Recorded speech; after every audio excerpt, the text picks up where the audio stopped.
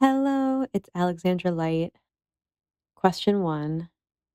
When does space become an extension of the body? At what moment in your artistic experience does space stop being a silent backdrop and start interacting as a living entity? In other words, how does space become a partner in bodily expression? Space, I think space, I think it's not a silent backdrop, even from maybe the very start, that where you are in space directly impacts the work and the performance and the creation and is always living, even if it's maybe not in the traditional way we think of living. Maybe it's at the atomic level. Not that I am an expert in atomics or quantum physics or the quantum level of things, but knowing that the world and what we are interacting with and what stimulus is made up of is of tiny, tiny particles, I suppose is something that's on my mind often. So when I stop to think about the environment around oneself, it seems as if there's always energy coursing through it. I think that the space is a partner in bodily expression. I believe 100% of the time. I think, like, when I really ask my heart of hearts, I think it's all of the time, even when it's not maybe so obvious to the individual making bodily expression, the individual dancing, or those observing someone making bodily expression or dancing or creating art. I think maybe even sometimes when it's not obvious, perhaps that's the most impactful time in a strange way. So my question 4. Your work as a choreographer and dancer questions the body's ability to remember and trace it leaves behind. If the body remembers, how does it leave its mark? How does the body continue to exist even after it has departed? I find myself so frequently working outdoors and in natural spaces that often we want to protect, or I think is very important to protect and important to ensure that we are taking care of and being good stewards of the ecology, because it's something that as humans we've destroyed so haphazardly. That there is a saying in English, I'm sure also in other languages, but often it said, leave no trace. So often when I'm dancing in these environmentally sacred places, it's so important to leave no trace behind. So on a very literal level, am I leaving a trace? I don't think so. But at the same time, the body's ability to remember, is so fascinating. And even choreographies that I've learned like maybe 10, 15 years ago, even if maybe I can't draw them to memory immediately, I think they're still somewhere in there. Perhaps like when you hear stories of people who have like a traumatic brain injury and then suddenly they can speak a foreign language that they've never been able to speak before, that they've never even studied. If the brain has that capacity, then certainly things that I've learned and studied are in there and leave a mark on the body, and perhaps even leave a mark generationally. Like perhaps the dances I learned are somehow influenced by dances my ancestors learned, or movements or things their body might remember. And so conversely, the way that it interacts with the space, then I believe that there might be, even if we're leaving no trace ecologically, even if we're using the body as a medium of art that is available to view and then not leave a pollutive or destructive impact on the environment that it's in, is it possible that by bringing that intention to a space through movement and creation of art, that it somehow is able to both leave no trace in a physical way and also leave some spiritual trace that brings a positive energy to a space. Maybe that's a little bit too far out there. I like to be an artist who explores being out there, but even I like take a fair bit of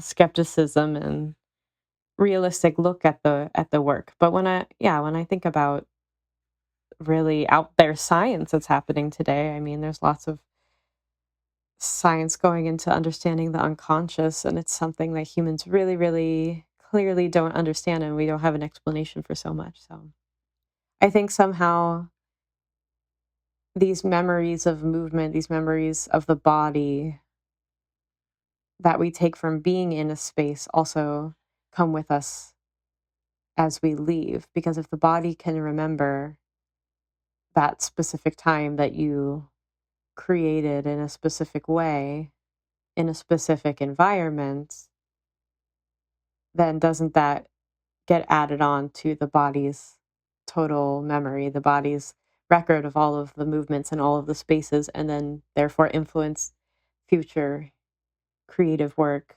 or collaborations or other artists or other dancers I work with or other people who see my work. In that way, I think the body exists after it's departed because it's this creative lineage that we're a part of. When I was in Kansas in the residency, um, creating work, there is a geological makeup there so that fossils were very readily available, and the way that the rock formations were created, there are many fossils. So I was thinking a lot about how creatures would leave behind these not only bodies but also like traces. And in the space that I was performing in for the residency, I found there was a stone, and I found a particular fossil, and I wasn't even quite sure. Um, it could have been from some other process, but what it looked like to me, it very much looked like a shell, because most of these fossils were marine, because the area I was in the Great Plains was at one point in ancient global history under a sea. And there was a particular shell fossil that looked kind of what like a, contemporary day clam looks like. A lot of these sea creatures had different names, and I'm not sure of them, but it was like a clam looking fossil. And next to this clam looking fossil was sort of like these tracks. And I've seen, I'm no expert in marine life, although I'm very fond of marine life, but I've seen videos of the way that clams can sometimes move through sand by pushing water around, and they sort of have this like seesawy way of moving. And this fossil really looked like it was maybe marking this path of the seashell. And I was thinking to myself, like, how this probably billions year old, at least millions year old fossil shell was like dancing in the same place that I was now dancing, and feeling really connected to it. And maybe that's taking it too far for some, but I really like to consider that. And so, in a way, I suppose that body continues to exist even after departed. And even just the knowledge, even if I didn't see the physical fossil, but just the knowledge sometimes of thinking at how old the earth really is and the environments that we find ourselves in. And I guess you could take it a lot further and think about the universe. What if you were not on the earth? But even the universe itself has this year old history. And um, yeah, so I think the body does remember, and it leaves marks, and it continues to exist in these ways. And the final question: have you ever felt that a space held you or rejected you? I think I felt both of these things. I think in general, many of us experience the thing where like the vibes are just off, but you get like a real sense. You get like a real sense that like things aren't working that day. And maybe it doesn't always have to do just with the space. Maybe it has a lot to do with your own chemical makeup that day or what you're experiencing. Um, but doesn't it somehow also mean that your body as part of the environment is the part that's rejecting? And therefore, you and the environment are not coming together in a way that feels held. So maybe the body and the environment or space, there's like equal responsibility between a body and a space to hold. Like we almost have to hold the space as much as the space holds us. That being said, I don't think it's always, and maybe most of the time, it's completely unconscious. It's not a conscious process.